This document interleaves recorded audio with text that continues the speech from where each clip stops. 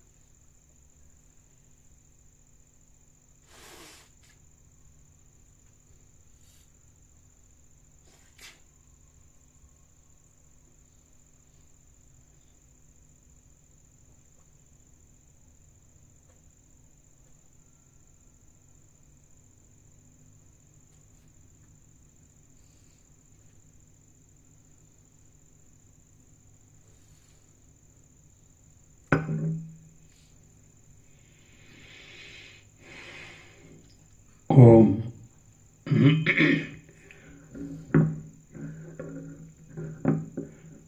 ઓમ ઓમ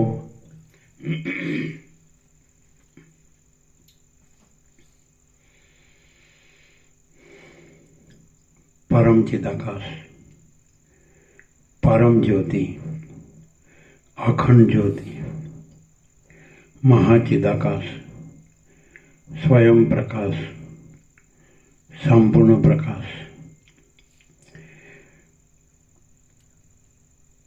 પૂર્ણ બ્રહ્મ, અનંત તેજગન, અનંત ચિદગન, પરમાકાશ, કેવલ, અનંત, શુદ્ધ, તેજગન, પરમાકાશ, અખિલાત્મા, પૂર્ણ બ્રહ્મ, પરમાત્મા, પરમ ચિદાકાશ, પરમ જ્યોતિ, અખંડ જ્યોતિ, અનંત, પૂર્ણ, પરમ ચિદાકાશ, परम शांति, स्वयं सिद्ध, स्वयं प्रकाश, स्वयं पूर्ण, स्वस्वरूप, यही सब कुछ है, इसके सिवा कुछ नहीं है।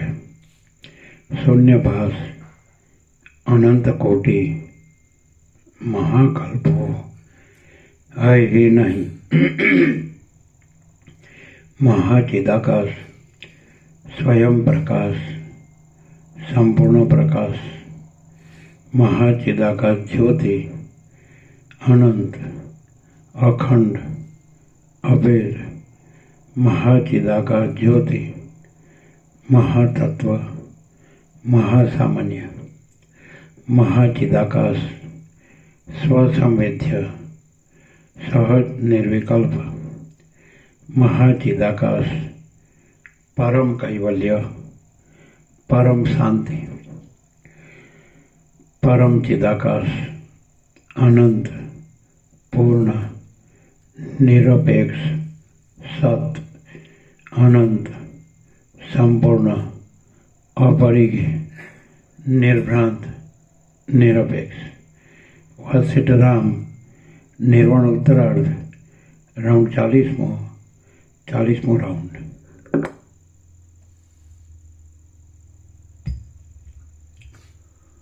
आद्य परब्रह्म सद्गुरु देव की जय।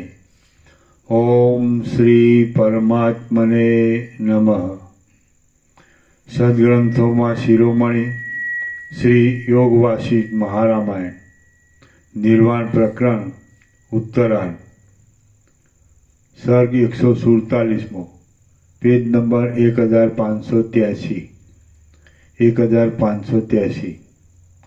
सर्ग 147 जगत रूपी दृश्यનું વર્ણન। મુનિ બોલ્યા, હે મહાબાહો, પછી હું સુષુપ્તિ અવસ્થામાંથી સ્વપ્નાવસ્થાની અંદર આવ્યો, એટલે મને આ જગતરૂપી દૃશ્ય નીકળેલું જણાયું।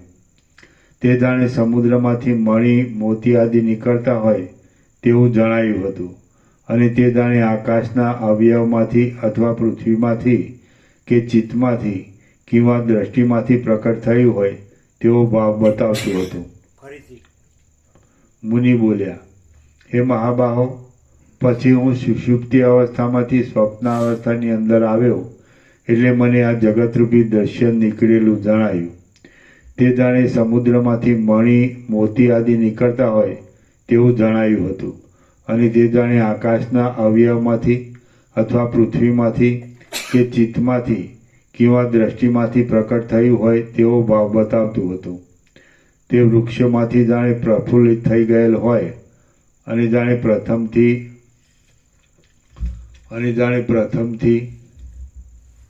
પ્રથમથી સિદ્ધ એવી કોઈ સૃષ્ટિ તે સમયે ઉત્પન્ન થઈ દેખાતી હોય તેવું જણાતું હતું। કાંઠા ઉપર અથડાયા કરતા સમુદ્રનો તે જાણે તરંગોનો સમૂહ હોય, અથવા નેત્રની અંદર મચ્છરા, મોવાળા, બે ચંદ્ર ઇત્યાદિ ભ્રાંતિ ખડી થઈ દેખાતી હોય એવા ભાવને સૂચવતું હતું। તે જાણે આકાશમાંથી કે દિશાઓમાંથી ચાલ્યું આવ્યું હોય, અથવા પર્વતોમાંથી કે પૃથ્વીમાંથી આવિર્ભાવને પ્રાપ્ત થઈ ગયું હોય તેવું જણાતું હતું।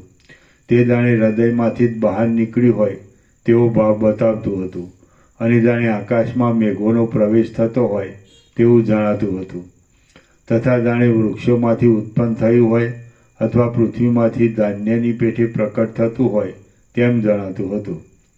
જાણે અવયવોમાંથી તે બહાર નીકળી આવી હોય, અથવા ઇન્દ્રિયો વડે તે જાણે પ્રકટ થઈ ગયું હોય, અથવા લુગડામાંથી પ્રગટ થતું તે કોઈ ચિત્ર હોય, અથવા મંદિરમાંથી નીકળી તે બહાર પ્રકટ રૂપે દેખાતું હોય તેમ દેખાતું હતું। જાણે આકાશમાંથી ઉડીને કોણ જાણે ક્યાંયથી આવી પડ્યું હોય તેવા ભાવને તે સૂચવતું હતું, અથવા તો જાણે પૃથ્વીમાં સંચય કરી રાખેલું પુણ્ય પરલોકમાં ફળ રૂપે પ્રાપ્ત થયું હોય, કિંવા રાજાને પ્રજા તરફથી મળેલી એવી કોઈ અપૂર્વ ભેટ હોય તેવું દેખાતું હતું। જાણે બ્રહ્મરૂપી વૃક્ષનું પુષ્પજ કાળયોગ્ય વિકસિત થઈ ગયું હોય, સમુદ્રનો જાણે કોઈ અપૂર્વ તરંગ હોય, અને ચિદાકાશરૂપી સ્તંભની અંદર જાણે કોતર્યા વિના જ પ્રકટ થઈ ગયેલી કોઈ સુંદર પૂતળી હોય તેવો તે દેખાવ આપતું હતું. આકાશરૂપી મૃતિકાના વિકારરૂપી અનંત ભીંતોવાળું તે જાણે આકાશનગર હોય, અથવા મનરૂપી હાથીનો તે જાણે કોઈ રમણીય વિલાસ હોય, અથવા મિથ્યા છતાં જાણે જીવનું તે સર્વસ્વ હોય એમ જણાતું હતું. આકાશની અંદર ભીંત વિનાદ કેમ જાણે કોઈ વિચિત્ર ચિત્ર જ આલેખેલું હોય તેવું તે જણાતું હતું. અને માયા રચવામાં સમર્થ એવા અવિદ્યાના નામને ધારણ કરનાર કોઈ ઐન્દ્રજાલિકની માયાનું તે જાણે સર્વસ્વ હોય તેવું દેખાતું હતું. તે મોટા આરંભવાળું અને સ્થિર છતાં દેશકાળથી રહિત હતું. નાના પ્રકારના અનેક પદાર્થો વડે યુક્ત છતાં અદ્વિતીય હતું, અને અનેક પ્રકારે દેખાતા છતાં તે કશારૂપ નહોતું. અવસ્તુરૂપ હોવાથી ગંધર્વનગરના દ્રષ્ટાંત જેવું હતું, અને જાગ્રત અવસ્થામાં ભ્રાંતિ વડે પ્રતીતિમાં આવતા રજ્જુ, સર્પ તથા જાજવાના જળ જેવું હતું. તે ચિદાકાશના એક વિવર્તરૂપ હતું, અને નહીં રચાયેલ છતાં જાણે ખરેખર રચાયેલ જ હોય તેવું જણાતું હતું. તે દેશ, કાળ, ક્રિયા, દ્રવ્ય, ઉત્પત્તિ અને સંહાર વડે યુક્ત હતું. વળી તે દેવતા, દૈત્ય અને મનુષ્યો વડે યુક્ત અને ત્રૈલોક્યના આધારરૂપ પોતાના અંદરના ભાગો વડે મનોહર હતું, તથા પોતાના જુદા જુદા કોઠામાં રહેલા બીજોના સમૂહ વડે સંપૂર્ણ ભરેલા દાડમ જેવું હતું.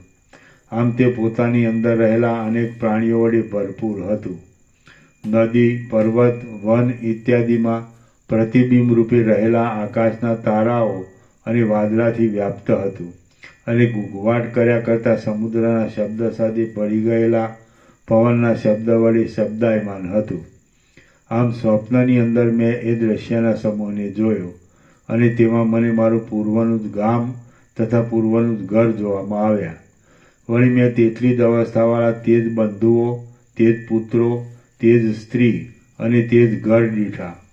આમાં મહાસાગરમાં ઉપડતો તરંગ તટ ઉપર ગયેલ અને વ્યાકુળ થઈ ગયેલ પોતાના પૂર્વના તરંગને જેમ પાછો ખેંચે છે, તેમ તેઓ ઘર, ગામ, પુત્ર અને બંધુ આદિની મારી પૂર્વની વાસનાને બળાત્કારથી પાછા ખેંચી લાવતા હતા.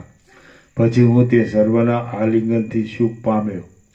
હું તે સમયે તે વાસનાથી ખેંચાયો હતો, તેથી પૂર્વની સ્મૃતિને સાવ ભૂલી ગયો હતો. જેમ અરીસો જે વસ્તુ પોતાની પાસે આવે તેના પ્રતિબિંબને પોતાની મેળે જ ગ્રહણ કરી લે છે, તેમ ચિદ્રૂપ અરીસો પણ વાસના વડે જે પદાર્થો પોતા તરફ ખેંચાઈ આવે છે તેને સ્વાભાવિક રીતે જ ગ્રહણ કરી લે છે. હે પ્રિય વ્યાદ, સર્વચિદાકાશ રૂપ જ છે એવો જેને બોધ થઈ ગયો હોય છે તે વાસનામય દ્વૈત પ્રપંચ વડે ખેંચાતો નથી. હે પ્રિય વ્યાદ, સર્વચિદાકાશ રૂપ જ છે એવો જેને બોધ થઈ ગયો હોય છે તે વાસનામય દ્વૈત પ્રપંચ વડે ખેંચાતો નથી. તે તો કેવળ પોતાની સ્વરૂપ સ્થિતિમાં જ આરૂઢ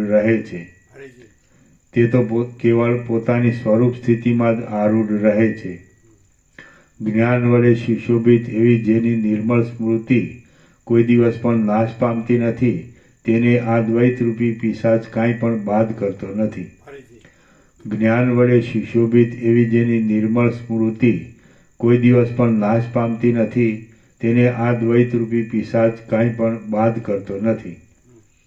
સત્પુરુષોના અને સત્શાસ્ત્રોના સમાગમ વડે તથા અભ્યાસ યોગ વડે જેમનામાં તત્વજ્ઞાનનો ઉદય થાય છે, તેમનામાં પછી ફરીવાર તે તત્વજ્ઞાન પોતાના ઉદયનું વિસ્મરણ ન કરતા અહર્નિશ કાયમ જ રહે છે. સત્પુરુષોના અને સત્શાસ્ત્રોના સમાગમ વડે તથા અભ્યાસ યોગ વડે જેમનામાં તત્વજ્ઞાનનો ઉદય થાય છે, તેમનામાં પછી ફરીવાર તે તત્વજ્ઞાન પોતાના ઉદયનું વિસ્મરણ ન કરતા અહર્નિશ કાયમ જ રહે છે. તે વખતે મારું તત્વજ્ઞાન પ્રૌઢ ન હતું, તેથી તે બંધુ, સ્ત્રી, પુત્ર આદિની વાસના વડે પરાસ્ત થઈ ગયું હતું. પરંતુ આજે તો દુર્વાસનાનો સમૂહ મારી બુદ્ધિને બાધિત કરવાની સમર્થ નથી, અને હવે તો તે કશા હિસાબમાં નથી. હે વ્યાદ, તારી બુદ્ધિ પણ સત્સંગથી રહિત છે, તેથી હમણાં તરતમાં તે શાંતિ પામતી નથી. પરંતુ અનેક કષ્ટ વડે દ્વૈતના સ્વરૂપનો બોધ થશે અને સાધનોના અભ્યાસના પરિશ્રમથી જ્ઞાનનો ઉદય થશે, એટલે તે શાંતિને પ્રાપ્ત થઈ જશે. ફરીથી અદ્વૈતના અદ્વૈત, દ્વૈત ના આવે, અદ્વૈત.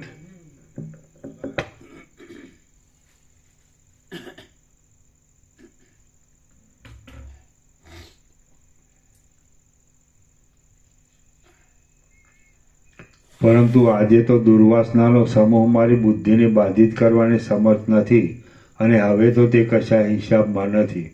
હે વ્યાસ, તારી બુદ્ધિ પણ સત્સંગથી રહિત છે, તેથી હમણાં તરતમાં તે શાંતિ પામતી નથી.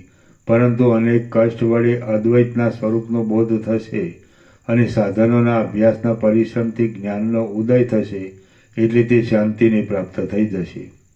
વ્યાસ બોલ્યો, હે મહારાજ, આપ જે કહો છો તે સત્ય છે, કેમ કે આપના આવા પવિત્ર અને બોધ ઉત્પન્ન કરવાવાળા વચનો વડે પણ મારી બુદ્ધિ પરમ પદમાં વિશ્રાંત થતી નથી.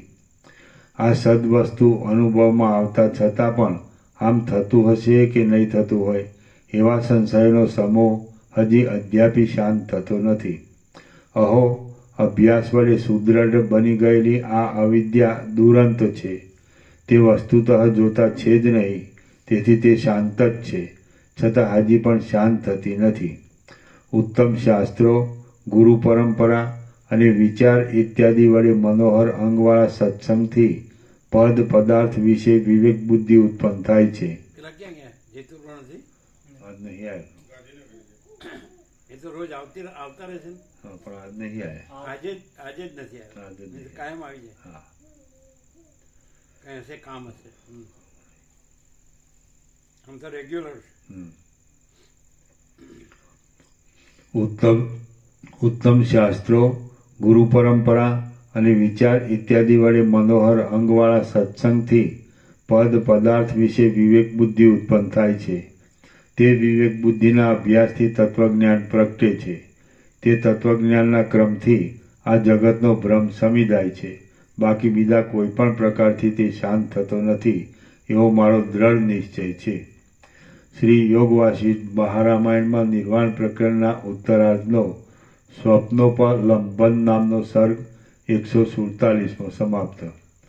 સર્ગ 148મો સ્વપ્નની સત્યતા તથા અસત્યતા વિશે. આ 148મા સર્ગમાં સ્વપ્નની સત્યતા અને અસત્યતા વિશેનો હેતુ કહેવાશે અને જાગ્રત, સ્વપ્ન તથા સુષુપ્તિની એકતા અને ચિદાકાશના સર્વરૂપ થઈ રહેવા વિશે વર્ણન કરવામાં આવશે. વ્યાસ બોલ્યો, હે મુનિશ્રેષ્ઠ, જો આપ કહો છો તેમ જ હોય તો કેટલાક સ્વપ્નમાં સત્યતા અને કેટલાકમાં અસત્યતા કેમ હોય છે? સ્વપ્નદર્શી વડે જોતા મારા ચિત્તમાં આ એક મોટો સંશય ઉત્પન્ન થાય છે. મુનિ બોલ્યા, ચિદાત્માની અંદર સ્વપ્ન અવસ્થામાં યોગ્ય દેશ, કાળ, ક્રિયા અને દ્રવ્યના સંયોગથી જે સંકલ્પ કાકતાલીયની પેટે નિશ્ચય રૂપે ઉદય પામે છે, તે સત્ય સ્વપ્ન નામે કહેવાય છે. મણિ, મંત્ર, ઔષધિ અને દ્રવ્યરૂપી નિમિત્ત વડે કોઈ સ્થળે તેનો વ્યભિચાર થતો નથી. તે બરાબર મળે છે, અને કોઈ સ્થળે સાધન સંપત્તિના અભાવે વ્યભિચાર પણ જોવામાં આવે છે. પરંતુ શાસ્ત્ર મર્યાદા પ્રમાણે તેને સત્ય સ્વપ્ન નામ વડે કહી શકાય છે. લોકોમાં આ પ્રમાણે સત્ય સ્વપ્નની સ્થિતિ રહેલી છે, એટલે તેના સત્ય અને અસત્યપણામાં કાકતાલીય ન્યાય વિના બીજું નિયામક સાધન મળતું નથી. હિરણ્યગર્ભ આદિના સંકલ્પનું સ્ફુરણ જ્યાં જેવો નિશ્ચય બાંધી બેસે છે, ત્યાં સત્ય સંકલ્પનાને લીધે તેનો સ્વભાવ તેવા ફળ વડે યુક્ત હોવાથી તેવા રૂપે થઈ જાય છે. કદાચિત તે હિરણ્યગર્ભના નિશ્ચયને કોઈ બીજા સિદ્ધનો વિરુદ્ધ સંકલ્પ પ્રતિબંધકારક હોય તો પણ તે હિરણ્યગર્ભના પ્રૌઢ નિશ્ચયને પ્રતિબંધ કરી શકે નહીં. તે તો હિરણ્યગર્ભના સંકલ્પને અનુકૂળ રીતે ઉદય પામે છે. વસ્તુતઃ જોતા બહાર અને અંદર કોઈ ઠેકાણે કોઈ પણ પદાર્થો નથી, પણ એક ચિદાકાશ જ છે. તે જેવી દ્રઢ ઈચ્છા કરે છે તેવા અનેક જગતને રૂપે પોતે થઈ જાય છે. શાસ્ત્ર આદિ પ્રમાણના બળથી આ સ્વપ્ન સત્ય છે એવો અંદર દ્રઢ નિશ્ચય બંધાઈ ગયો હોય તો તે તેવે સત્યપણે ઉદય પામી અનુભવમાં આવે છે. પછી શાસ્ત્ર આદિ પ્રમાણના સંશયને લીધે જો તેમાં કંઈ સંદેહ હોય તો તે સંદિગ્ધ રૂપે અનુભવમાં આવે છે. જો સ્વપ્નના સત્યપણા વિશે કલ્પના થઈ હોય તો કદાચિત તે ધારેલું ફળ બીજા કોઈ કારણથી પ્રાપ્ત થાય તો પણ આ ફળ સ્વપ્ન સૂચવેલું છે એમ તે મનુષ્ય પોતાના નિશ્ચય પ્રમાણે સમજે છે. ત્રણેય લોકની અંદરના સર્વ પદાર્થો તે પુરુષના પોતાના આત્માની અંદર ઘણા કાળના લાંબા પરિચયથી દ્રઢ રીતે આરૂઢ થયેલા હોય છે. છતાં ઘણા લાંબા સમયે કે થોડા જ સમયમાં તે દેશ કાળ અને યત્ન ઇત્યાદિના યોગથી પોતાના પૂર્વ સ્વભાવને છોડી દે છે. કેવળ એક ચિદાકાશ જ પોતાના સ્વભાવને છોડતું નથી અને તે જ સત્ય છે. સૃષ્ટિના આદિકાળથી માંડીને એ ચિદાકાશનો જ આ જગત એક વિવટ છે. એ વિશાળ ચિદાકાશ જ પોતાની ઈચ્છા પ્રમાણે ઇતર વસ્તુઓની સત્તાને વિસ્તારે છે. એક ચિન્માત્ર બ્રહ્મને છોડી બાકી બીજું સર્વ નિરંતર ચિદરૂપે સત્ય છે અને આરોપિત રૂપે અસત્ય છે. તેમજ નિયમ વડે યુક્ત અને નિયમથી રહિત છે એમ તમે સમજો. સદરૂપ એવું બ્રહ્મ જ સર્વરૂપ થઈ રહેલું છે, બીજું કશું છે જ નહીં. તો પછી એ આભાસમાં સત્ય અસત્યનો શો વિચાર કરવો? અબુદ્ધ પુરુષોને સ્વપ્ન ક્યાંક સત્ય અને ક્યાંક અસત્ય જણાય છે અને પ્રબુદ્ધ પુરુષોને તો તેમાં સત્યતા કે અસત્યતા કશું જણાતું નથી. ચિદાત્માની ભ્રાંતિ જ જગતને નામે આકારવાળી ભાસે છે અને તે મિથ્યાપણાથી પોતાના ભ્રાંતિ ભાવને સૂચવે છે. તો પછી તેને યથાર્થ શું કહી શકાય? જળ જેમ પોતાની અંદર દ્રવપણાને ધારણ કરી લે છે તેમ ચિદાકાશ ચિત્તરૂપ બની રહે છે. પોતાના આત્માની અંદર જે કાંઈ વિવર્ત ભાવને પ્રાપ્ત થાય છે તે જ આ જગત છે. જેમ સ્વપ્નને જોઈ સુષુપ્તિનો અનુભવ થાય છે તેમ જાગ્રતને જોઈ સ્વપ્નનો અનુભવ થાય છે. માટે હે બુદ્ધિશાળી, આ જાગ્રત તે સ્વપ્ન જ છે એમ સમજો અને સ્વપ્નને જાગ્રત રૂપે સમજો. એક બ્રહ્મ જ એ બંને રૂપે જન્મ આદિ વિકારથી રહિત થઈ રહેલ છે. દ્રશ્યથી રહિત એક ચિદાકાશનો જ આ સર્વ વિવટ છે અને તેની અંદર જાગ્રત સ્વપ્ન વાક્યરચના બરોબર નથી. જન્મ આદિ વિકારથી રહિત પહેલા આવે. જન્મ આદિ વિકારથી રહિત બ્રહ્મ જ આ સ્વપ્ન રૂપે ભાસી રહેલ છે. પાછળ ન આવે. આ સ્વપ્ન જન્મ આદિ વિકારથી રહિત એવું ન આવે. જન્મ આદિ વિકારથી રહિત બ્રહ્મ જ આ સ્વપ્ન આકારે ભાસે છે. એટલે જન્મ આદિ વિકારથી રહિત બ્રહ્મ માટે વપરાય, સ્વપ્ન માટે ન વપરાય.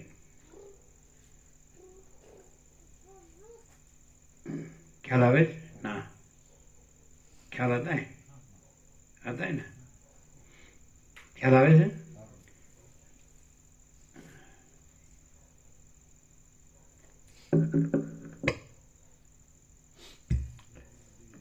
હે મહાબુદ્ધિશાળી, આ જાગ્રત છે તે સ્વપ્ન જ છે એમ સમજો અને સ્વપ્નને જાગ્રત રૂપે સમજો. એક જન્મ આદિ વિકારથી રહિત એક બ્રહ્મ જ એ બંને રૂપે થઈ રહેલ છે. ના આવે. જન્મ આદિ વિકારથી રહિત. જન્મ આદિ વિકારથી રહિત એક બ્રહ્મ જ એ બંને રૂપે થઈ રહેલ છે. જન્મ આદિ વિકારથી રહિત એક બ્રહ્મ જ એ બંને રૂપે થઈ રહેલ છે. દ્રશ્યથી રહિત એક ચિદાકાશનો જ આ સર્વ વિવટ છે અને તેની અંદર જાગ્રત, સ્વપ્ન અને સુષુપ્તિ આદિ સંજ્ઞાઓ પર્યાય શબ્દની પેઠે કલ્પવામાં આવી છે. દ્રશ્યથી રહિત એક ચિદાકાશનો જ આ સર્વ વિવટ છે અને તેની અંદર જાગ્રત, સ્વપ્ન અને સુષુપ્તિ આદિ સંજ્ઞાઓ પર્યાય શબ્દની પેઠે કલ્પવામાં આવી છે. અહીં કોઈ પણ જાતનો દ્રઢ નિયમ કે અનિયમ જેવું કશું નથી. સ્વપ્ન આદિ રૂપે વિવર્ત ભાવથી દેખાતા ચિદાકાશની અંદર નિયતિની કૌંસમાં એક ચોક્કસ નિયમની અને અનિયતિની એટલે અનિયમિતપણાની કલ્પના ક્યાંથી હોય તે તમે જ કહો. જ્યાં સુધી ચિત્ત દ્રશ્યરૂપી સ્વપ્નની અંદર છે એવું ભાન હોય છે ત્યાં સુધી તે જ બંધનરૂપ થાય છે. માટે તત્વવેત્તાએ ચિત્તને બહિર્મુખ ન થવા દેતા નિયમમાં રાખવું. જ્યાં સુધી ચિત્ત દ્રશ્યરૂપી સ્વપ્નની અંદર છે એવું ભાન હોય છે ત્યાં સુધી તે જ બંધનરૂપ થાય છે. માટે તત્વવેત્તાએ ચિત્તને બહિર્મુખ ન થવા દેતા નિયમમાં રાખવું. પોતાની મેળે જ યથેચ્છ ગતિ કરનારી પવનની રેખાની પેઠે ચિદાત્મા પણ વિના કારણે જ બહિર્મુખ થાય છે. તેમાં વળી ચોક્કસ નિયમની કલ્પના કેવી હોય અને ક્યાંથી હોય? ચિદાત્મા બહિર્મુખ થાય છે તેમાં કદાચિત આકાર આદિને કારણરૂપ કલ્પવામાં આવે તો પણ જ્યારે આ સૃષ્ટિ જ કારણ વિના પ્રતીતિમાં આવે છે ત્યારે તે ચિદાકાશથી જુદી ક્યાં રહી? આમ તે ચિદાકાશ રૂપ જ છે અને આકાર આદિ કશું તેનાથી જુદું કહી શકાતું નથી. બાકી એટલો તો ચોક્કસ નિયમ છે કે ચિદાકાશ જ્યારે જેવા પ્રકારે વિવર્ત ભાવને પામે છે ત્યારે વ્યાવહારિક, પારમાર્થિક કે પ્રાતિભાષિક રૂપે તેની પ્રતીતિ થાય છે. તેમાં બીજો તફાવત થતો નથી. સ્વપ્નમાં કોઈક સમયે સત્યતા અને કોઈક સમયે અસત્યતા પણ જોવામાં આવે છે. તેમાં કશો ચોક્કસ નિયમ નથી. તેથી કાકતાલીયની પેઠે તેની અતકર્ય ગતિ પાસે છે. કેટલાક વિષયમાં પોતાના પુરુષ પ્રયત્ન વડે મણિ, મંત્ર, ઔષધ આદિ કચરી આવે.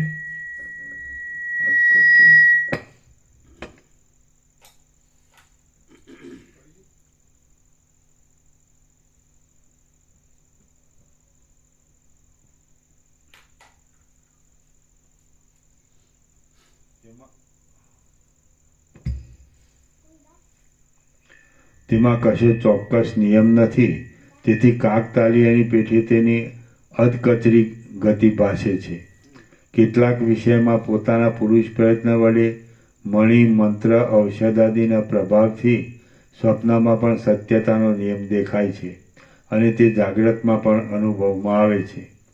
પણ વસ્તુતઃ જોતા જાગ્રત અને સ્વપ્ન એ બંને ચિદાકાશનો એક વિવર્ત જ છે. તેમાં શી ભિન્નતા રહી છે? જાગ્રતમાં અને સ્વપ્નનગરમાં દ્રશ્યનો અનુભવ સરખો થવાથી તે બંને સરખા જ છે. વસ્તુતઃ જોતા જાગ્રત સંભવતું જ નથી. જે જાગ્રત શબ્દ વડે કહેવામાં આવે છે તે પણ સુષુપ્તિથી રહિત આત્માનું સ્વપ્ન જ છે અને તે જગત રૂપે કહેવાય છે. એવી જ રીતે સ્વપ્ન પણ નથી. જે કાંઈ સ્વપ્નના જેવું કહેવાય છે તે પણ સુષુપ્તિમાં, જાગ્રતમાં અને સ્વપ્નમાં સદા એક રૂપે રહેનાર બ્રહ્મનું ચિન્મય સ્વરૂપ જ છે. એ પ્રમાણે જાગ્રત, સ્વપ્ન આદિ આ કશું કોઈ દિવસ છે જ નહીં, પણ અવિનાશી ચિત્ત સત્તા જ દેહાધ્યાસને લીધે મરણની ભ્રાંતિને અનુભવે છે અને પછી દ્રશ્યને પણ ભ્રાંતિ વડે અનુભવે છે. જેમ અનંતકાળ પર્યંત નિરંતર તેના તે જ જળબિંદુઓ તથા તરંગો સમુદ્રમાં ઉછળતા રહે છે, તેમ તેના તે જ વાદળા વારંવાર આકાશમાં ઘૂમતા રહે છે. જેમ તેના તે જ વાદળા વારંવાર આકાશમાં ઘૂમતા રહે છે અને જેમ તેની તે જ દિશા દિગ્ભ્રમને લીધે બીજી જેવી જાણવામાં આવે છે, તેમ પરબ્રહ્મની અંદર આ સર્વ સૃષ્ટિ કલ્પના અનન્ય રૂપે રહી છે. તે વસ્તુતઃ નહીં દેખાતા છતાં ભ્રાંતિને લીધે કેમ જાણે જુદી રૂપે રહેલું હોય તેમ ભાસે છે. શિલાઓની અંદર અપ્રકટ રૂપે રહેલી રેખાઓની પેઠે તે જુદા જેવી જણાય છે, પણ પરબ્રહ્મથી તે જુદી નથી. તો પછી તેમાં સ્વપ્ન, જાગ્રત આદિની સ્થિતિ કેવી હોય? આ આત્મા જાગ્રત, સ્વપ્ન, સુષુપ્તિ તથા તુર્ય એ ચારેય અવસ્થારૂપી શરીરને ધારણ કરે છે. નિરાકાર છે, સર્વને આકારે પ્રતીતિમાં આવતા છતાં કાળની કલ્પનાથી રહિત છે અને સૃષ્ટિરૂપી શરીરને ધારણ કરી રહેલો છે. તે પોતાના ચિન્મય સ્વરૂપ વડે વ્યાપ્ત છે અને વસ્તુતઃ શૂન્ય દ્રશ્યથી યુક્ત છે, છતાં તેનાથી રહિત જ છે. આમ આ સર્વ ચિદાકાશ રૂપ છે અને તેનાથી કાંઈ પણ જુદું નથી.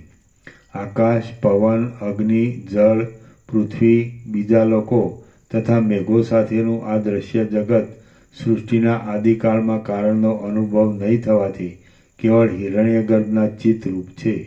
તે નામથી રહિત છે, ચિદ્રૂપ સાક્ષી વડે યુક્ત છે અને અંતે મનનો લય થઈ જતાં શુદ્ધ ચિદ્રૂપ જ અનુભવમાં આવે છે. એટલે કે કોઈ પણ વસ્તુ તેનાથી જુદી છે જ નહીં. શ્રી યોગ વાસિષ્ઠ મહારામાયણમાં નિર્વાણ પ્રકરણના ઉત્તરાર્ધનો સ્વપ્ન નિર્ણય નામનો સર્ગ 148મો સમાપ્ત.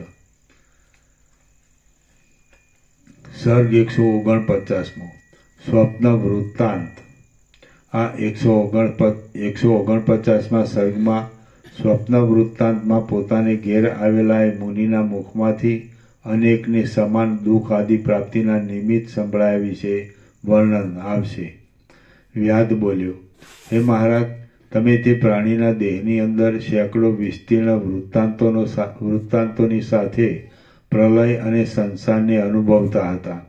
તમને તે ઘરની અંદર ભાડિયા બંધુ આદિ સાથે સહવાસ થયા બાદ જગત સંબંધી કોના વૃત્તાંતનો અનુભવ થયો તેનું તત્વ કહો. મુનિ બોલ્યા, હે સદાચરણમાં પ્રીતિ રાખનાર સાધુ, પછી તે પ્રાણીના હૃદયની અંદર રહેનાર ઓજમાં મને જે કાંઈ અપૂર્વ વૃત્તાંતનો અનુભવ થયો તે તમે સાંભળો. ત્યાં રહેવાથી હું આત્માના ચમત્કારને ભૂલી ગયો હતો અને ઋતુ તથા સંવત્સરરૂપી મારો કાળ એમને એમ વ્યતીત થવા લાગ્યો. હું આત્મજ્ઞાનથી રહિત હતો અને પોતાની પત્નીમાં આસક્ત ચિત્તવાળો થઈ ગયો હતો. મારા 16 વર્ષ ગૃહસ્થાશ્રમમાં આ પ્રમાણે વ્યતીત થયા. પછી એક દિવસ મારે ઘેર ઉગ્ર તપવાળા તે મહાજ્ઞાનવાળા મહામાન્ય મુનિ અતિથિ રૂપે આવ્યા. હે પ્રિય વ્યાધ, મેં તેમની સારી પેઠે પૂજા કરી. તે પ્રસન્નતાપૂર્વક ભોજન કરી સૂતા. પછી મેં તેમને મનુષ્યોના સમૂહને પ્રાપ્ત થતા કેટલાક સમાન સુખ દુઃખોના ક્રમ વિશે વિચાર કરી આ પ્રમાણે પૂછ્યું. હે મહારાજ, આપ ઘણા જ્ઞાની છો અને જગતની સર્વ ગતિને જાણો છો. કેમ કે આપનો કશો ક્રોધ દેખાતો નથી અને વિષય સુખમાં કોઈ આસક્તિ નથી. શરદ ઋતુમાં જેમ ફલારથી પુરુષોને ધાન્યની પ્રાપ્તિ થાય તેમ કર્મ કરનારા જીવોને શુભ અશુભ કર્મો વડે સુખ દુઃખોની પ્રાપ્તિ થાય છે. શું આ સકલ પ્રજાઓ એક સાથે જ કંઈ અશુભ કર્મ કરે છે કે જેથી તેમને સર્વ ભક્ષ્ય તથા અભક્ષ્યનું ભક્ષણ કરનારા દુકાળ આદિ દુઃખો એક સાથે જ ભોગવવા પડે છે? શું આ સકલ પ્રજાઓ એક સાથે જ કંઈ અશુભ કર્મ કરે છે કે જેથી તેમને સર્વ ભક્ષ્ય તથા અભક્ષ્યનું ભક્ષણ કરનારા દુકાળ આદિ દોષો એક સાથે જ ભોગવવા પડે છે? દુર્ભિક્ષને ઉત્પન્ન કરનારા અનાવૃષ્ટિ અને અતિવૃષ્ટિરૂપી ઉત્પાત સર્વ ભક્ષ્ય અભક્ષ્યને ભક્ષણ કરાવનાર છે. તે શું સર્વને એક જ વખતે સાથે પ્રાપ્ત થાય છે? અને કયા મનુષ્ય સમુદાયના સરખા દુષ્કર્મો તેવું ફળ આપે છે? મારો આ પ્રશ્ન સાંભળીને એ મહાત્મા મારા તરફ જોઈ રહ્યા અને જાણે વિસ્મયથી મલકી રહ્યા. પછી તે ઉત્કંઠિત ચિત્તથી અમૃતની વૃષ્ટિના જેવું સુંદર અને માન આપવા યોગ્ય આ વચન બોલ્યા. બીજા મુનિ બોલ્યા, હે સુશીલ, તમારા વિવેકવાળા અંતઃકરણમાં આ દ્રશ્યનું જે કાંઈ કારણ સત્ય કે અસત્ય જણાતું હોય તે શાથી જણાય છે એ તમે કહો. તમે સંપૂર્ણપણે તમારા આત્માનું સ્મરણ કરો કે તમે કોણ છો, અહીં ક્યાં આવ્યા છો, હું કોણ છું, આ દ્રશ્ય શું છે, સાર શું છે અને અસાર શું છે. હે ભાઈ, આ સર્વ સ્વપ્ન માત્ર જ છે. તમે તે કેમ સમજતા નથી? કેમ કે હું એક તમારો સ્વપ્ન નર છું અને તમે મારા સ્વપ્ન પુરુષ જેવા છો. આ જગત નામરૂપથી રહિત, અનાદિ અને નિર્વિકલ્પ બ્રહ્મરૂપ છે. કેમ કે ચિન્માત્ર તત્વરૂપી કાચનો તે એક ચળકાટ જ છે. આ સર્વવ્યાપી ચિન્માત્ર તત્વનું આવું જ સ્વાભાવિક રૂપ છે. તે જ્યાં જેવું સમજે છે ત્યાં તેવું જ થયેલું અનુભવમાં આવે છે. જો સર્વ વસ્તુઓનું સકારપણું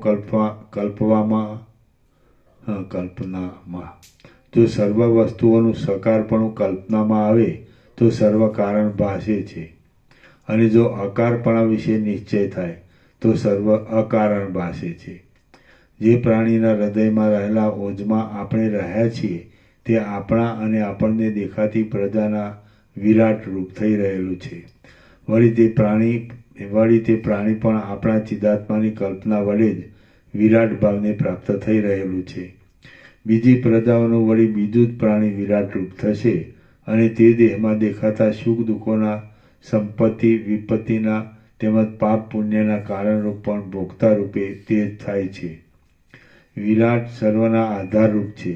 એવા વિરાટના ધાતુમાં કાંઈ વિકાર થાય છે એટલે એ વિરાટના અંગના અવયવરૂપ આ સર્વ મનુષ્ય સમૂહને એક સાથે અને એક જ સમયે દુર્ભિક્ષ, વૃષ્ટિનો અભાવ અને પ્રલય થતાં યોગ પ્રમાણે પ્રાપ્ત થાય છે અથવા શાંત થઈ જાય છે, કેમ કે વિરાટની સત્તા જ આ સૃષ્ટિભાવમાં હેતુરૂપ છે. હે સુશીલ, જેમ અનેક વૃક્ષો ઉપર અકસ્માત વજ્ર પડે છે તેમ કેટલાક દુષ્ટ કર્મોમાં કાકતાલીયની પેઠે જન સમુદાય ઉપર અકસ્માત દુઃખ આવી પડે છે. જો પોતાના ચિદાત્મા કર્મની કલ્પના કરી લે છે તો જ તેને કર્મફળ ભોગવવું પડે છે. પણ જો તે કર્મની કલ્પનાથી રહિત હોય છે તો તેને કર્મફળ ભોગવવું પડતું નથી. જ્યાં જ્યાં જેવા પ્રકારે થોડા કે વિશાળ રૂપમાં જે કલ્પના ઉદય પામે છે તે ત્યાં ત્યાં તેવા જ પ્રકારે થોડા કે વિશાળ રૂપમાં અનુભવાય છે. જો તેમાં કશો હેતુ કલ્પાયો હોય તો તે સહેતુક ભાસે છે અને જો તેમાં નિર્હેતુકપણું કલ્પાયું હોય તો તે તેવું ભાસે છે. સ્વપ્નમાં દેખાતા નગરમાં તેનું ઉપાદાન કારણ કે સહકારી કારણ આદિ કશું હોતું નથી. માટે તે અનાદિ, મંગલરૂપ, નિર્વિકાર અને ચિન્મય પરબ્રહ્મ જ છે. આ સ્વપ્ન બ્રહ્મમાં કોઈ કારણ વિના જ ભાષા કરે છે અને કોઈ કારણપૂર્વક દેખાય છે. આમ સ્વપ્ન સદરૂપ અને અસદરૂપ છે, તેથી શૂન્ય અને મિથ્યારૂપ છે.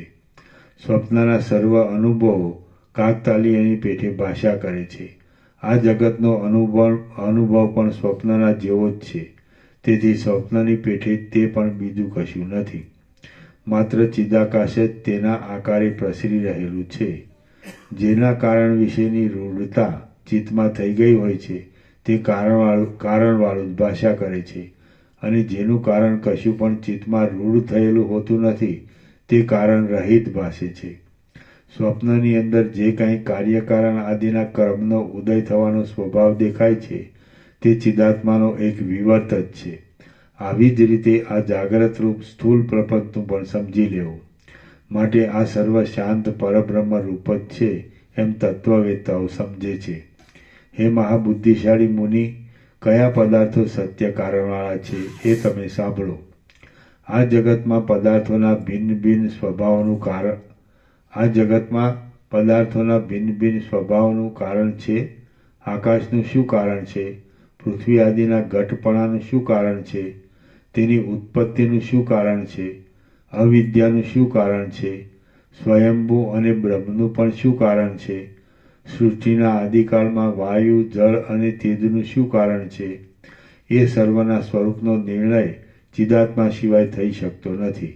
તેથી તેઓ ચિન્માત્ર રૂપ જ છે, બાકી બીજું તેમનું કશું કારણ નથી. મરી ગયા પછી જીવોને પિંડ લેવામાં અને બીજા દેહોનું ગ્રહણ કરવામાં શું કારણ છે? એવી રીતે વસ્તુતઃ જોતા પ્રથમથી જ આ સર્વ સૃષ્ટિઓ કારણ વિના જ ભ્રાંતિ રૂપે ભાષા કરે છે. એવા જ પ્રકારે તેની પ્રવૃત્તિ થયા કરે છે અને એવી જ રીતે તેનો સંહાર પણ થતો રહે છે. આકાશમાં ભ્રાંતિ વડે દેખાતા કુંડાળાની પેઠે આ સર્વ ઘણા કાળના અનુભવથી થયેલ ભ્રાંતિ વડે દેખાય છે. આમ બ્રહ્મ પોતે જ સૃષ્ટિ રૂપે થયા છે અને તેમણે પોતાના રૂપના પાછળથી પૃથ્વી આદિ સંજ્ઞાઓ કલ્પેલી છે. પ્રથમ ચિદાકાશની અંદર પવનમાં પ્રકટ થતી ચલન શક્તિની પેઠે કિંવા મનોરાજ્યની પેઠે સૃષ્ટિઓ સૂક્ષ્મ રૂપે ખડી થઈ જાય છે અને પછી તે પોતાની મેળે જ દેહ તથા તેના કર્મ આદિ કારણોની કલ્પના કરી લે છે. પ્રથમ સૃષ્ટિની કલ્પનાના સમયમાં હિરણ્યગર્ભના સંકલ્પથી જે પદાર્થ જેવા પ્રકારે કલ્પાય છે તેવા તેવા નિયમને તે ધારણ કરી લે છે. કેમ કે પોતાના સંકલ્પિત પદાર્થોમાં તેમ થતું પ્રત્યક્ષ અનુભવમાં આવે છે. આમ ચિદાત્માનો એવો સહજ સ્વભાવ જ છે એમ જણાય છે. પ્રથમ હિરણ્યગર્ભના ચૈતન્ય સૃષ્ટિને અનુકૂળ પડે તેમ જે પદાર્થનું જેવું રૂપ પ્રતીત થવાનો સંકલ્પ કર્યો તેવું જ અદ્યાપી પર્યંતે થઈ રહેલું છે. બાકી વસ્તુતઃ જોતા તે મારા પોતાના આત્મારૂપ જ છે. પ્રથમ બંધાઈ ગયેલી નિયમની કલ્પના ચિદાત્માના બીજા ઉત્કૃષ્ટ યત્ન વડે અન્યથા થઈ શકે છે, પણ તેમાં વારંવાર મોટા ઉત્કૃષ્ટ યત્નની જરૂર છે. જીવાત્મા જ્યાં કારણની કલ્પના કરી લે છે ત્યાં તેને કારણની સ્થિરતા અનુભવમાં આવે છે.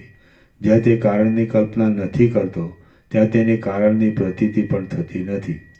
ચિદાકાશની અંદર વંટોળિયા વાયુના ઝપાટાની પેઠે પ્રથમથી જ આ દ્રશ્ય વિસ્તરી રહેલું ભાસે છે અને તે અસત્ય છતાં પ્રથમથી સૃષ્ટિના આરંભકાળથી તેવું જણાય છે. સૃષ્ટિના આરંભકાળથી જેવું જણાય છે તેવું જ આજ પર્યંત થઈ રહેલું છે. કેટલાક જીવો ભેગા થઈ પોતે સાથે જ શુભ અશુભ કર્મો કરે છે અને પછી તેના તેવા જ ફળને પણ ભેગા થઈ સાથે જ ભોગવે છે. વળી કેટલાક હજારો જીવો પર્વતોની શિલાઓ પર ઉડતા વજ્રપાતની પેઠે કોઈ પણ પ્રકારના કારણ વિના જ દુઃખ ભોગવે છે. શ્રી યોગવાસિષ્ઠ મહારામાયણમાં નિર્વાણ પ્રકરણના ઉત્તરાર્ધનો કારણ વિચાર નામનો સર્ગ 149મો સમાપ્ત. સર્ગ 150મો મુનિને પોતાના પૂર્વદેહમાં જવાની અશક્તિ વિશે. આ 150મા સર્ગમાં તે મુનિના વાક્ય વડે પોતાને આત્મજ્ઞાન થયા વિશે, તેની સાથે પોતાની સ્થિતિ થયા વિશે અને પૂર્વદેહમાં જવાની અશક્તિને લીધે દાહ આદિ થયા વિશે વર્ણન આવશે. મુનિ બોલ્યા, આવી યુક્તિ વડે મને તે મુનિએ બોધ આપ્યો એટલે હું વિદિત વેદ્ય થઈ ગયો. પછી તેમણે વિદાય માગી, પણ મેં તેમને લાંબી પ્રાર્થનાઓ કરીને જવા દીધા નહીં. આથી તે મહાત્માએ મર્યા જેવા બની મારે ત્યાં નિવાસ કર્યો. જે મુનિએ મને ચંદ્રમાના ઉદય જેવું શુભ વચન કહ્યું હતું તે મુનિવર્ય આ તમારી પાસે જ રહેલા છે. પોતાના થોડા જ ઉપદેશ વડે મારા મોહને નિવૃત્ત કરનાર તથા દ્રશ્યના પૂર્વાપર પ્રસંગને જાણનાર અને કેમ જાણે મારું યજ્ઞ આદિ સુકૃત જ શરીરધારી થઈ આવી ઊભું હોય તેવા દેખાતા આ મહાત્માએ મને ઉપર વર્ણવ્યા પ્રમાણે કહ્યું હતું. અગ્નિદેવ બોલ્યા, એ મુનિનું એવું વચન સાંભળીને અહો સ્વપ્ન સૃષ્ટિ અને તેનો ઉપદેશ કરનાર મુનિ શું મારી પ્રત્યક્ષ ઊભા છે? આમ વિસ્મય પામીને તે વ્યાધ જાણે ખીન્ન થઈ ગયેલો હોય તેવો બની ગયો. વ્યાધ બોલ્યો, અહો મહારાજ, તમે સંસારના તાપને નિવૃત્ત કરનાર છો. તમે મને આજે કહ્યું છે તે તો બહુ આશ્ચર્યકારક છે. મને મારા મનમાં અસંભાવનાને લીધે બંધ બેસતું થતું નથી. હે મહારાજ, આપે સ્વપ્નની અંદર જે મુનિને પોતાને ઉપદેશ આપનાર કહ્યા છે તેમને પાછા તમે આ જાગ્રત અવસ્થામાં પ્રત્યક્ષ રૂપે કહો છો અને તેમ તે અનુભવમાં પણ આવે છે. આ મને મોટું આશ્ચર્ય ભાસે છે. હે મુનીશ્વર, જેમ બાળકની બુદ્ધિમાં જાગ્રત અવસ્થામાં વહેતાલ પોતાની પાસે સ્થિર થઈ રહેલો જણાય છે, તેમ આ સ્વપ્ન પુરુષરૂપ મહામુનિ જાગ્રત અવસ્થામાં પણ કેમ સ્થિર થઈ રહેલા છે? આ આશ્ચર્યકારક આખ્યાન આપ મને સંપૂર્ણ રીતે કહો. આ સ્વપ્નના પુરુષનું જાગ્રતમાં દર્શન કેવું? આ કોનું દર્શન થાય છે અને આ શું છે? જાગ્રત છે કે પછી સ્વપ્ન છે? મને તો ખરેખર આ સગળું અત્યંત વિસ્મય પમાડનાર છે. મુનિ બોલ્યા, હે મહાભાગ, ત્યાર પછી મારું જે કંઈ આશ્ચર્યકારક વૃત્તાંત બન્યું તે હું સંક્ષેપથી કહું છું, તમે તે સાંભળો. તમે એકાએક અતિ ઉતાવળ ન કરો. આ તમારી પાસે બેઠેલા મુનિએ મને બોધ થવા માટે કેટલું એક વર્ણન કર્યું અને આ મહાત્માની તે બોધકારી વાણી વડે હું આત્મ સ્વરૂપને ઓળખનાર વિવેકી થઈ ગયો. આ મહાત્માના વચનથી મારા ચિત્તની બરાબર શુદ્ધિ થઈ. એટલે જેમ હેમંત ઋતુની નિવૃત્તિ થતાં આકાશ સ્વચ્છ થઈ જાય છે, તેમ મેં મારા પોતાના શુદ્ધ સ્વરૂપને ઓળખ્યું. અરે અહો, તે સમયમાં હું તે મુનિ હતો એવું ચિત્તમાં સ્ફુરી આવતા જ મને જબરું આશ્ચર્ય થયું અને તેથી હું જાણે હૃદયમાં આર્દ્ર થઈ ગયો. શરમથી પીડાયેલો કોઈ અજ્ઞાની પથિક જળની ઈચ્છા રાખી વ્યર્થ દેખાતા જાજવાના જળ તરફ દોડે છે અને તેથી છેતરાય છે, તે જ પ્રમાણે હું ભોગોમાં રાખેલી આસ્થા વડે છેતરાયો છું અને આ દશાને પ્રાપ્ત થયો છું. અહો, ખેદની વાત છે કે હું વિવેકી છું, છતાં જેમ કોઈ બાળક કેવળ ભ્રાંતિરૂપ અને મિથ્યા વેતાલથી છેતરાય છે, તેમ હું કેવળ ભ્રાંતિરૂપ અને મિથ્યા આ દ્રશ્યના ચમત્કારથી છેતરાયો છું. અહો, આશ્ચર્ય છે કે સર્વ અર્થથી રહિત આ મિથ્યા જ્ઞાનથી હું આ કેવી સ્થિતિમાં આવી પડ્યો છું. અથવા તો જે કાંઈ આ હું એવું સ્ફુરે છે તે પણ ભ્રાંતિ માત્ર છે અને મિથ્યા છે. છતાં અસત્ય પ્રપંચનું જે અનુકરણ કરવામાં આવે છે તે ખરેખર સેંકડો આશ્ચર્યને ઉત્પન્ન કરનારું છે. હું પણ નથી, આ દશા પણ નથી, આ દ્રશ્ય પણ નથી, કિંતુ બ્રહ્મ માત્ર છે. આ સર્વ મિથ્યા છતાં જાણે સત્ય હોય તેવું ભાસે છે.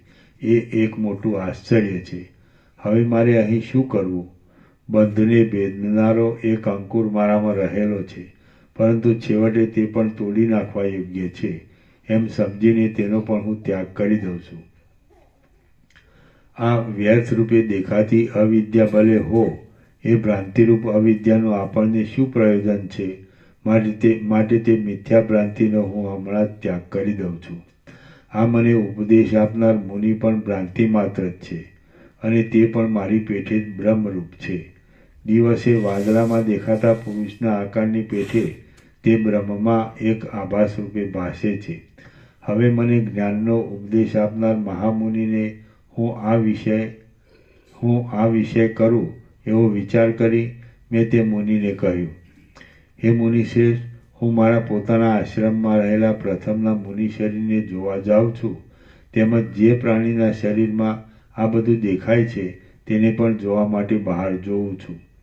આવા મારા વચન સાંભળી તે મહાત્મા મુનિવરે હસતા હસતા મને કહ્યું કે તમારા એ બંને દેહ ક્યાં છે? એ તો ભસ્મ થઈ જઈ બહુ દૂર જતા રહ્યા છે. અથવા તો હે ભૂતકાળને જાણનાર મહાશય, તમે પોતે ત્યાં જાઓ અને ત્યાં જઈ વૃત્તાંતનું અવલોકન કરો. જો તમે જોશો તો એ વિષયનો નિર્ણય થતાં સર્વ પોતાની મેળે જ તમારા જાણવામાં આવી જશે. એ પ્રમાણે તે મુનિએ કહ્યું. પછી હું પૂર્વના દેહનો વિચાર કરી ત્યાં જવાને ઈચ્છી રહ્યો. મેં મારા તે સ્થૂળ દેહ સંબંધી અનુસંધાનને અને સ્વપ્ન સંબંધી પ્રાતિભાષિક સત્તા વડે ઉત્પન્ન થયેલ હું પાર્થિવ શરીરરૂપ જ છું એવા પ્રકારના પોતાના કાલ્પનિક રૂપને છોડી દીધું.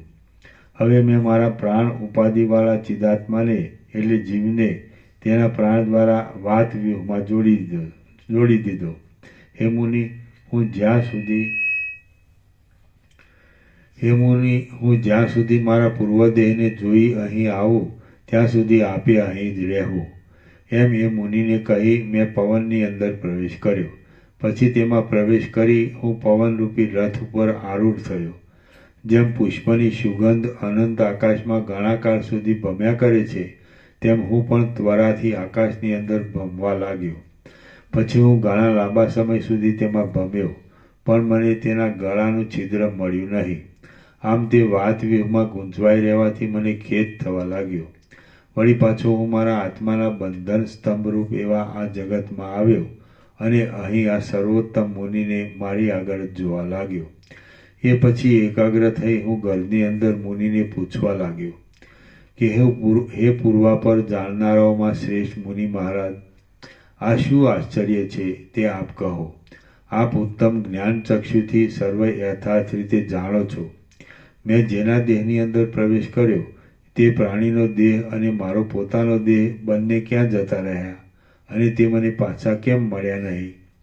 મેં ઠેઠ સ્થાવર પર્યંત પોતાના વિશાળ સંસાર મંડળમાં ઘણા કાળ સુધી ભ્રમણ કર્યું, પરંતુ તે પ્રાણીના ગળાનું છિદ્ર મને કેમ મળ્યું નહીં?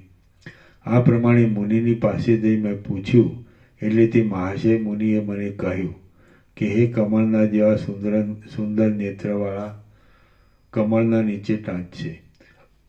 આ સંબોધન વાપરવાનો નિગૂઢ આશય એવો છે કે નેત્રના સૌંદર્ય માત્રથી જ કાંઈ આ વિષમ જાણવામાં આવતો કે દેખાતો નથી, કે સૌંદર્ય માત્રથી કાંઈ આ વિષય જાણવામાં આવતો કે દેખાતો નથી, પણ તેના સાધન જુદા છે એવી સૂચના કરી છે, એવું ટીકાકાર જણાવે છે. હે કમળના જેવા સુંદર નેત્રવાળા, તમે પોતાની મેળે જ મારા બતાવેલા ઉપાય વિના શી રીતે પૂર્વદેહના વૃત્તાંતને જાણી શકો? જો એ વિશે તમે યોગ વડે એકાગ્ર થયેલી બુદ્ધિ વડે જોશો તો હાથમાં રહેલા કમળની પેઠે નિશ્ચેષ રીતે તેને જાણી શકશો. કદાચિત તમારે તે જોવાની ઈચ્છા ન હોય અને મારા વચન વડે સાંભળવાની જ ઈચ્છા હોય તો હું બનેલા વૃત્તાંતને અનુસરી અખંડિત રીતે કહીશ, તે તમે સાંભળો. વસ્તુતઃ જોતા તમે આજે વ્યષ્ટિ જીવરૂપે અનુભવમાં આવો છો તે તેવા રૂપે નથી જ. તમે તો સર્વ પ્રાણીઓના પુણ્યરૂપી કમળોનો વિકાસ કરવામાં સૂર્યરૂપ કમળોના સમૂહની પેટે સર્વ કલ્યાણોના સમૂહ રૂપે અને ભગવાનના જ્ઞાનરૂપી નાભી કમળની અંદર બેઠેલા હિરણ્ય ગર્ભરૂપ છો. એવા તમે પોતે તપરૂપી મનોરાજ્યમાં સ્થિર થઈ રહેવાથી એક આશ્રમની અંદર તપસ્વી રૂપ થઈ રહ્યા અને ત્યાં પુષ્ટ થઈ રહેલા વ્યષ્ટિભાવના અનુભવ વડે પર શરીરની અંદર સ્વપ્ન વગેરેનું કૌતુક જોવાની ઈચ્છાથી કોઈ એક પ્રાણીના હૃદયમાં તમે પ્રવેશ કર્યો.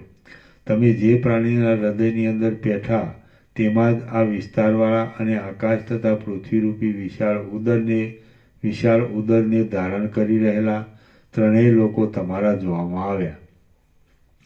આમ તમે જ્યારે ઘણા લાંબા સમય સુધી તે સ્વપ્ન જોવામાં વ્યગ્ર થઈ ગયા ત્યારે તમારો પોતાનો પૂર્વદેહ, જેની અંદર તમે સ્વપ્ન જોવાની ઈચ્છાથી પ્રવેશ કર્યો હતો, એવો મોટા વનની અંદર સૂતેલો જણાતો તે પ્રાણીનો દેહ અને તમારો આશ્રમ એ સર્વ પ્રચંડ દાવાનળ લાગવાથી ખાક થઈ ગયા.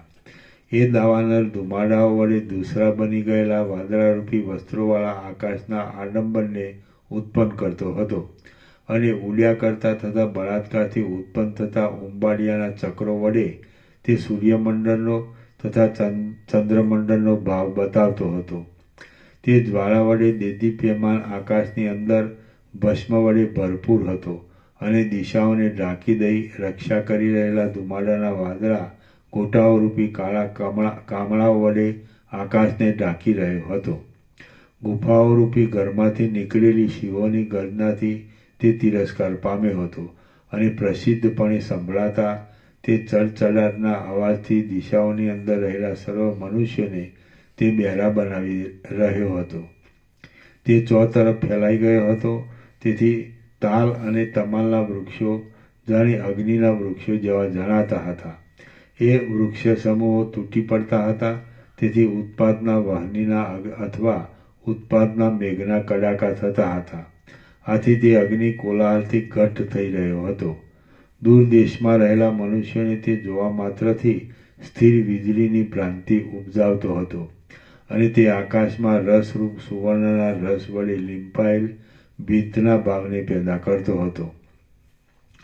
અગ્નિના મનોહર તણખાઓ વડે તે આકાશની અંદર તારાઓના સમૂહને બમણો દીપાવતો હતો અને આકાશના વક્ષસ્થળમાં રહેલી જ્વાળારૂપી બાળ વનિતાના નેત્રને તણખારૂપી આનંદદાયી કટાક્ષથી આનંદ ઉત્પન્ન કરતો હતો. વળી જ્વાળાઓના ધમધમાટવાળા શબ્દોથી તે આકાશની અંદરના ભાગને ગજાવી મૂકતો હતો અને ગુફાઓરૂપી ઘરમાંથી બહાર નીકળેલા ભ્રમિત થઈ ગયેલા તથા નિદ્રા રહિત થઈ રહેલા જંગલી લોકોની વિષમ દશાને ઉત્પન્ન કરતો હતો તથા અર્ધદગ્ધ અને ભાગતા સિંહ, મૃગ, પારધીઓ તેમજ પક્ષીઓ વડે તે યુક્ત હતો. વળી તે ઊના ઉકળ્યા કરતા તળાવોના અને નદીઓના પ્રવાહની અંદર ઉગ્ર એવા વ્યાઘ્ર આદિ જીવોને તથા જળચરોને પચાવી દેતો હતો. પ્રદીપ્ત જ્વાળાઓમાં બળતી બાળચમરીઓથી તે સુંદર અને ચપળ દેખાતો હતો અને તે બળતા વનના પ્રાણીઓના મેદના ગંધ વડે વીંટાયેલા વાદળાવાળો હતો. પ્રલયકાળના અગ્નિ જેવા અને સર્પની પેઠે ચારે બાજુ પ્રસરી રહેલા એ પ્રચંડ દાવાનળ વડે તમે અને તમારો આશ્રય એ સગળું ભસ્મ થઈ ગયું. વ્યાધ બોલ્યો, હે મહારાજ, શું ત્યાં અગ્નિ લાગવાનો કશો હેતુ બન્યો હતો? વળી તે વન તથા તેમાં રહેલા બ્રહ્મચારી આદિના દેહો એ સર્વ એક સાથે જ કેમ ભસ્મ થઈ ગયા? મુનિ બોલ્યા, સંકલ્પ આદિનો ક્ષય અને ઉદય થવામાં જેમ સંકલ્પ કરનાર પુરુષના મનનું સ્ફુરણ જ એક હેતુરૂપ છે, તેમાં ત્રણેય લોકોનો સંકલ્પ એટલે કલ્પના કરનારું વિધાતાના મનનું સ્ફુરણ તરતમાં ત્રિલોકી રૂપ થઈ જાય છે. તેથી ત્રણેય લોકના ક્ષયમાં અને ઉદયમાં એ વિધાતાના મનનું નિશ્ચયાત્મક સ્ફુરણ જ હેતુરૂપ છે. જેમ હૃદયની અંદર ક્ષોભ અને અક્ષોભ થવામાં તે સમયનો સંકલ્પ જ હેતુરૂપ છે, તેમ આ ત્રણેય લોકોનો ક્ષોભ અને અક્ષોભ થવામાં હિરણ્યગર્ભનો સંકલ્પ જ હેતુરૂપ છે. આ વનના નાશમાં પણ તેને જ હેતુરૂપ કહી શકાય છે. જગત એ વિધાતાનું એક સંકલ્પ નગર છે. તેથી વિધાતાનો તે પ્રકારનો સંકલ્પ જ પ્રજાનો ઉદય, ક્ષય, ક્ષોભ, વૃષ્ટિ અને દુષ્કાળ આદિ થવામાં કારણરૂપ છે. હિરણ્યગર્ભ આ જગતના મન સમષ્ટિના આદિ હેતુરૂપ છે અને તે પણ અન્યત્ર ચિદાકાશમાં જ કલ્પિત છે. આમ માયા વડે યુક્ત એવા ચિદાકાશની સબલ બ્રહ્મની એટલે ઈશ્વરની કલ્પના અનંત અને અવ્યવસ્થિત છે. વસ્તુતઃ જોઈએ તો ચિદાકાશની અંદર તેની પોતાની શોભા જ આ સર્વના આકારે દેખાય છે, એવું વિવેકી વિદ્વાનોનું સમજવું છે. બાકી મૂર્ખોને જેવું ભાન થતું હોય તેવું ભલે થાઓ, પરંતુ તે સત્ય નથી. શ્રી યોગ વાસિષ્ઠ મહારામાયણમાં નિર્વાણ પ્રકરણના ઉત્તરાર્ધનો પરમોપદેશ નામનો સર્ગ 150મો સમાપ્ત.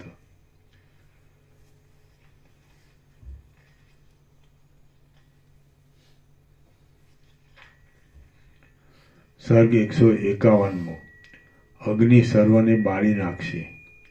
આ 151મા સર્ગમાં અગ્નિ આશ્રમને તથા તે મુનિના શરીરને બાળી નાખશે તે વિશે તથા પવન વડે તેની ભસ્મ ઉડી જવા વિશે અને સ્વપ્નમાં જાગ્રતની સ્થિતિ દેખાયા વિશે વર્ણન કરવામાં આવશે.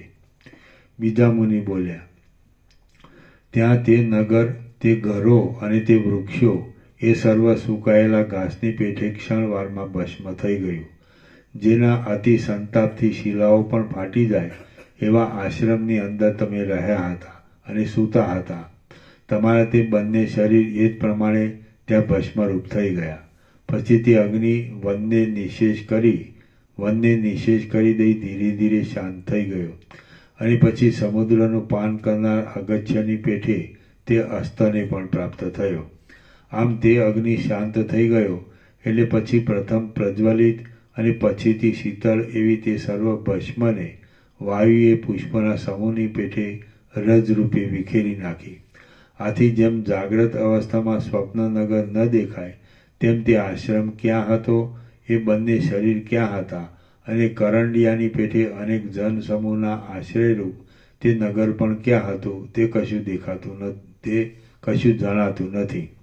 તમારા એ બંને શરીર નાશ પામ્યા એટલે સિદ્ધ થાય છે કે સ્વપ્નમાં તમને ભ્રમ થયો હતો. તેથી તમારે ચિદાત્મા જ એ સર્વરૂપે જણાયો હતો. આથી જ તે પુરુષનું ગળાનું છિદ્ર તથા તમારો તે વિરાટ પુરુષ હમણાં ક્યાં દેખાય છે? ઓજ સહિત તે સૂઈ ગયો હતો. તેથી ઓજ સહિત તેના દેહનો અગ્નિથી દાહ થઈ ગયો. હે મુનિ, તેથી જ એ બંને દેહ તમારા જોવામાં આવ્યા નહીં. હમણાં તમે અનંત એવા સ્વપ્ન સંસારરૂપી જાગ્રતમાં રહેલા છો.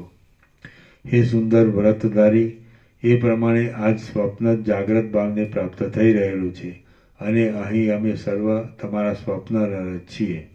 તમે અમારા સ્વપ્ન નર છો અને અમે તમારા સ્વપ્ન નરરૂપ છીએ. વસ્તુતઃ જોઈએ તો આત્મારૂપ ચિદાકાશ સર્વદા પોતાના અદ્વિતીય સ્વરૂપમાં જ રહેલું છે. તમે જો કે પ્રથમ સ્વપ્ન નરરૂપ છો તો પણ તે દિવસથી માંડીને તમને જાગ્રતની પ્રતીતિ થઈ છે. આથી તમે જાગ્રત અવસ્થાના નરરૂપ થઈ રહ્યા છો અને ગૃહસ્થપણામાં સારી રીતે સ્થિર થઈ રહેલા છો. આ સર્વ આદિથી માંડી અંત સુધી જેવું બન્યું છે તેવું કહી બતાવ્યું છે. આ અનુભૂત છે અને સારી પેઠે દ્રશ્ય રૂપે જોયેલું છે. સંદેહ રહેતો હોય તો તમે પોતે તે ધ્યાન વડે જોઈ શકો છો. આકાશની અંદર પ્રસરી રહેલા સુવર્ણના જેવા તડકાની પેઠે જે પ્રકાશ રૂપે સર્વત્ર પ્રસરી રહેલો છે તે આદિ મધ્ય અને અંતથી રહિત એવો ચિદઘન આત્મા પોતાની કલ્પના શક્તિના ઉફાળા વડે ચપળરૂપ બની જાય છે અને તે પોતે ચિન્મય છે, છતાં પોતાના આત્માની અંદર પ્રકટ થઈ રહેલી શુભ અશુભ તથા મિશ્ર સૃષ્ટિઓને આકારે વિવર્ત રૂપે પ્રતીતિમાં આવે છે. શ્રી યોગ વાસિષ્ઠ મહારામાયણમાં નિર્વાણ પ્રકરણના ઉત્તરાર્ધનો અગ્નિ સર્વને બાળી નાખશે નામનો સર્ગ 151મો સમાપ્ત. સર્ગ 152મો. ઓમ ઓમ ઓમ. આના નંબર 1595 1595. પ્રસાદ આપી દે.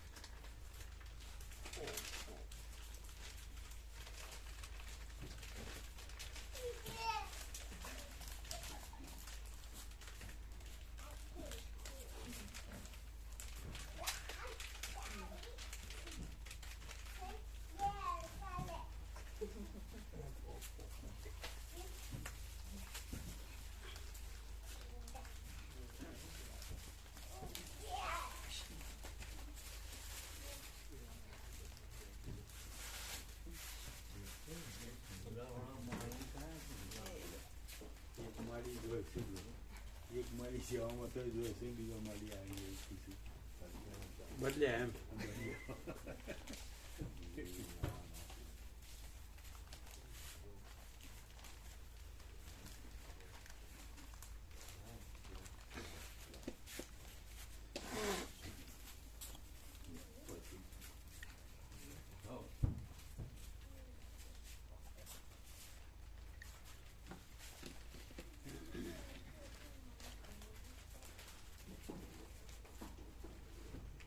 बाद में ले लेंगे सब।